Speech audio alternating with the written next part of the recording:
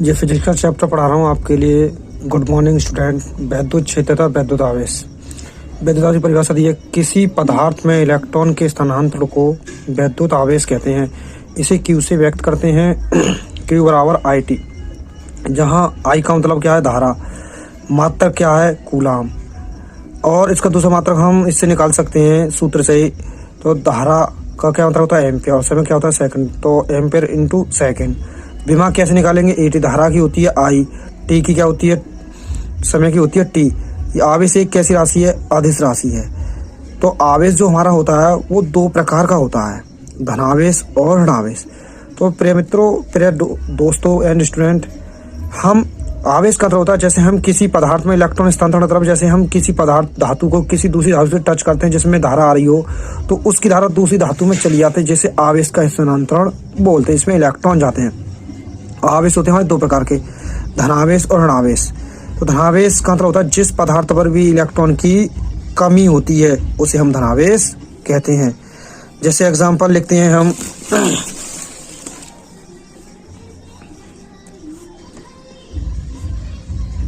Na+, Mg+। तो देखो इस पे दो इलेक्ट्रॉन है तो इस पे एक इलेक्ट्रॉन की कमी हो जाएगी।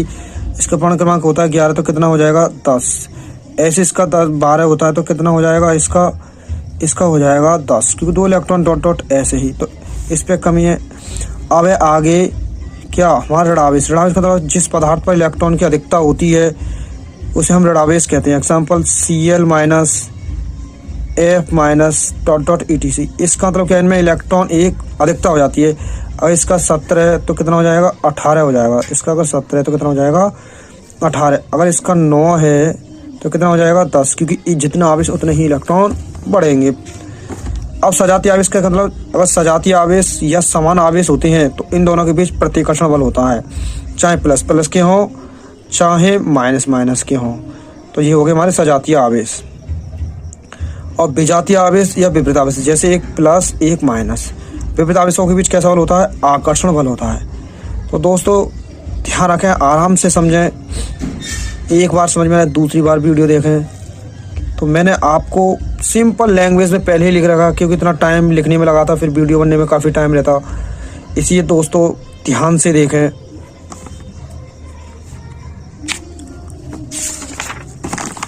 अब है इसमें आगे परिभाषा, देखिए क्या दे रखा हमें, मूल आवेश। इस पे हमारा मूल आवेश का होता है प्रकृति में पाए जाने वाले आवेशित कणों पर जो भी आवेश होता है हम उसे ही मूल आवेश कहते हैं। यह आवेश पूर्ण गुणक के रूप में होता है। हम इसे ई से व्यक्त करते हैं। 1.6 × 10⁻19 कूलाम आवेश। जब भी किसी पदार्थ पर आवेश नहीं होता तो हम उस पर इतना आवेश मानते हैं। आवेशों का क्वांटीकरण, कि आवेशों का क्वांटीकरण क्या होता है, वैद्युत आवेश को अनिश्चित रूप में विभाजित नहीं किया जा सकता, इसे ही हम आवेश का क्वांटीकरण कहते हैं। कि किसी भी आवेश को एक अनिश्चित रूप में विभाजित नहीं किया जा सकता। आवेश का फॉर्मूला क्या था, Q बराबर Ne, जिसमें हमारे सवाल होते हैं, जहाँ n बराबर 1 2 3 4 कोई भी संख्या हो सकती है, इलेक्ट्रॉन पूछता है। मोस्ट इंपोर्टेंट है कूलाम का नियम। दोस्तों कूलाम का नियम जरूर पूछा जाता है आपसे। इन्होंने क्या चित्र भी बनाया है, इसमें देखो हमारे पास Q1 Q2 है, इन दोनों आवेशों के बीच की दूरी r है। तो हमें यहाँ पर बताना है कि इन दोनों आवेशों के बीच कितना फोर्स उत्पन्न होता है। वो बताया था हमें कूलाम, एक वैज्ञानिक थे।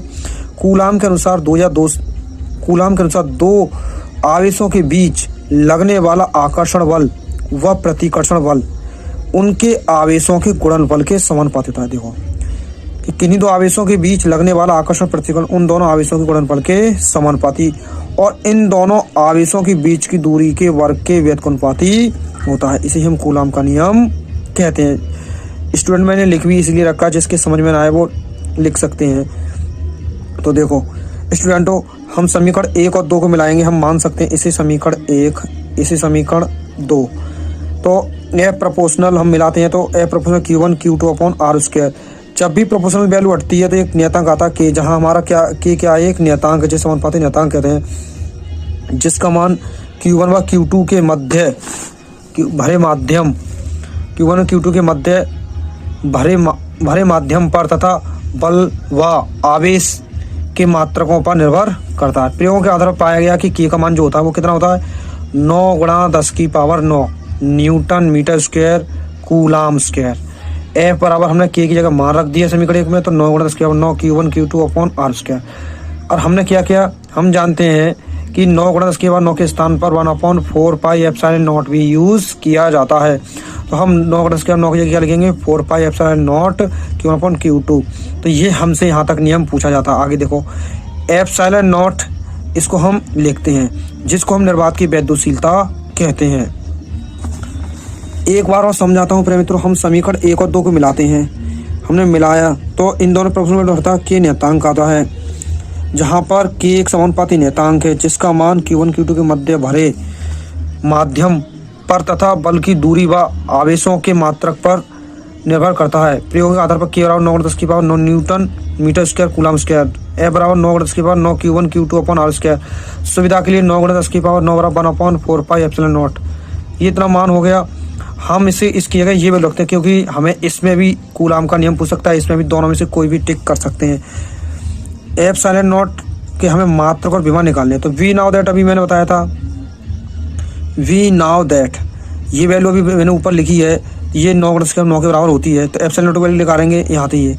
अब यहाँ से हमें क्या करना है, आंकिक जब भी वैल्यू निकालेंगे इसकी, तो क्या करेंगे, इस वैल्यू को सी कहाँ जाएगा ऊपर, और एन एम है तो कूलाम प्रति न्यूटन मीटर स्क्वायर।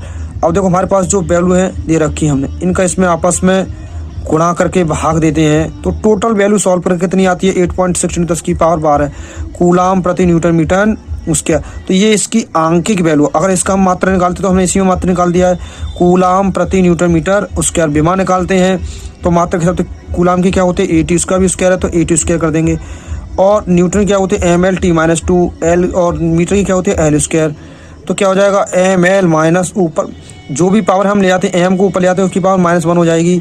हम L 3 हो गए ऊपर ले जाएंगे तो कितने हो जाएंगे -3, क्योंकि 2 ये रहा और 1 ये रहा, 3 T को ऊपर ले जाएंगे माइनस, तो ऊपर एक और T है तो कितने हो जाएंगे माइनस, ये +4 हो जाएंगे। कितने हो जाएंगे ये, क्योंकि इसका स्क्वायर दे रखा 4। अब ये A स्क्वायर, जो भी समझ में ना आए स्टूडेंट बताएं। अब देखो मैंने कुछ और इसमें बिंदु दे रखे हैं। नोट पॉइंट है, यदि दोनों आवेशों के मध्य कोई कुचालक पदार्थ, कांच, कागज, मोम आदि रख दिया जाए तो दोनों आवेशों के बीच लगने वाला वैद्युत बल F निम्न होगा। तो F बराबर 1/4 K कहा, यहाँ पे K क्या है अभी नीचे लिखा है, बताएंगे Q1 Q2 अपॉन R, वही कूलाम का नियम, बस इसमें K जोड़ दिया है। जहाँ K कुचालक पदार्थ का परावैद्युतांक कहलाता है, क्या कहलाता है, परावैद्युतांक कहलाता है, जिसका मान 1 से अधिक होता है। और आवेशों के मध्य परावैद्युतांक बढ़ने में वैद्युत बल का मान घट जाता है। तो जिसका मान 1 से अधिक होता है, तो यहाँ ये भी चीज़ जो है ये इम्पोर्टेंट है, किसके लिए, विकल्प में पूछ ली जाती है। सेकंड, इनमें एप्सिलॉन नॉट और ई में रिलेशन निकलता है, तो ई एप्सिलॉन नॉट के बराबर ई जहाँ रखते हैं, तो ई क्या हमारी वैद्युतशीलता कहते हैं। दोस्तों अब इसमें हम परिभाषा दिखाएंगे आपको वैद्युत क्षेत्र की तीव्रता। किसकी, वैद्युत क्षेत्र की तीव्रता। वैद्युत क्षेत्र किसे कहते हैं, किसी आवेश के चारों ओर का वह क्षेत्र जिसमें कोई अन्य आवेश आकर आकर्षण या प्रतिकर्षण का अनुभव करे, उसे वैद्युत क्षेत्र कहते हैं। प्रिय मित्र मुझे पता है इस तरह से आपके समझ में नहीं आएगी, तो देखो मैंने जैसे ये प्लस प्लस प्लस प्लस बनाए, ये प्लस ये प्लस ये प्लस, एक डायग्राम बनाता हूँ आपके लिए। प्लस इसमें कोई भी माइनस आता है, अलग अलग आवेश आते हैं, तो वहाँ क्या मिलता है हमें, आकर्षण। क्या मिलता है, आकर्षण। अगर सेम टू सेम आवेश आते हैं, ये भी प्लस जाता है, तो यहाँ होता है हमारा प्रतिकर्षण। क्या होता है, प्रतिकर्षण। तो देखो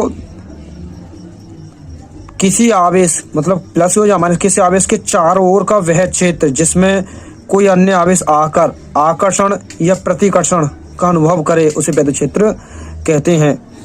दोस्तों पढ़ोगे तो पता लगेगा समझने में आया नहीं आया। अब आपको नेक्स्ट वीडियो में मिलेंगे अब आगे। आज के लिए इतना ही।